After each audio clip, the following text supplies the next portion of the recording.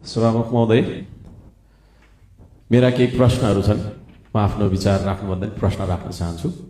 लिपुलेखमा भारतले नाका खोलेर चलाइरहँदा किन मौन छ यो सरकार?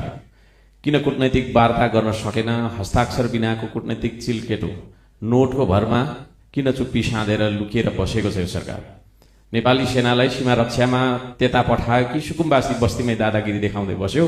सीमा बनाउन नसक्नु, सीमा बचाउन नसक्नु, तर के अरे सेनाको दुरुपयोग गरेर आफ्नै गरिब जनताको बस्तीमा आतंक फैलाउनुको कारण के हो? त्यसको उत्तर चाहिन्छ हामीलाई। आज देश अभिभावकविहीन बन्न पुगेको छ। हजारौं लाखौं गरिब सुकुम्बासीहरूलाई बेघर बनाएर रुवाउने, आत्महत्या गर्न बाध्य बनाउने सरकार असफल भइसकेको हामीलाई महसुस भएको छ। संविधानको धारा 16 को 1 सम्मानजनक बाँच्ने अधिकार, संविधानको धारा 37 को 1 आवासको अधिकार, मौलिक हक उल्लङ्घन गरेको छ यो सरकारले। संविधान मिच्ने सरकारको कुनै औचित्य हुन्छ र? गरिबका भतिएका बस्ती अनि बिजोग गरी राखिएका होल्डिङ सेन्टर्समा प्रधानमन्त्री जानुभयो कि जानुभएको छैन? कि आफ्नै कार्यालयमा लुकी बस्नु भएको छ? हामी उत्तर चाहन्छौँ। सरकारले आफै विधि थिति मिचेर अध्यादेश ल्यायो। लोकतन्त्रको याद दिलाउनु पर्ने भयो। नागरिक सर्वोच्चतालाई संसदको सर्वोच्चताले स्थापित गर्दछ। संसद छल्नु भनेको जनमत नमान्नु हो, लोकतन्त्र नमान्नु हो। विधि र थिति बसाउन किन सकेन यो सरकारले? सरकार आफैले लोकतन्त्रलाई किन कमजोर बनाउने दिशामा गयो? सरकार चलाउनेलाई अब अङ्कगणित समेत सिकाउनु पर्ने बाध्यता आयो। सामान्य हिसाब समेत सिकाउनु पर्ने बाध्यता आयो।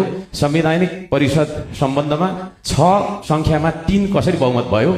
चौथो वरियतालाई पहिलो देख्ने सरकारलाई 4 पहिले आउँछ कि 1 पहिले आउँछ भनेर सिकाउनु पर्ने भयो। विदेशी ऋण लिनमा विश्व कीर्तिमान राख्ने जस्तो देखिन्छ यो सरकारले। बिना योजना विदेशी ऋण ल्याउने सरकारले पछि आफैले व्यक्तिगत रूपमा ऋण तिर्ने हो कि आम जनताले तिर्ने हो? ऋणको प्रस्ताव संसदमा पेश गरेर घनीभूत छलफल गर्नुपर्छ कि पर्दैन? सांसदहरू मार्फत सम्पूर्ण नेपालीलाई औचित्य पुष्टि गरेर बुझाउनु पर्छ कि पर्दैन? बजेट बनाउँदा प्रतिपक्ष दलहरूसँग छलफल गर्नुपर्छ कि पर्दैन? कि एकलौटी स्वेच्छाचारी बनेर बजेट ल्याउने हो? के यो सरकार र सरकारमा बस्नेहरूको गोजीको पैसा हो यो? राज्यको ढुकुटी भए प्रतिपक्षसँग सल्लाह गरेर छलफल गरेर सबैतिरका जनताको सेवा सुविधा सम्बोधन गर्ने गरी बजेट बनाउनु पर्ने होइन र? यसपालिको बजेट राष्ट्रिय बजेट हो कि राष्ट्रिय स्वतन्त्र पार्टीको बजेट हो? यो कुराको उत्तर हामीलाई चाहिन्छ।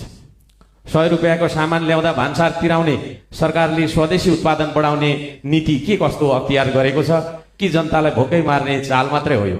रातभरि नाकाबाट लागु औषध तस्करी हुन्छ भन्ने खबर आएको छ। त्यतातिर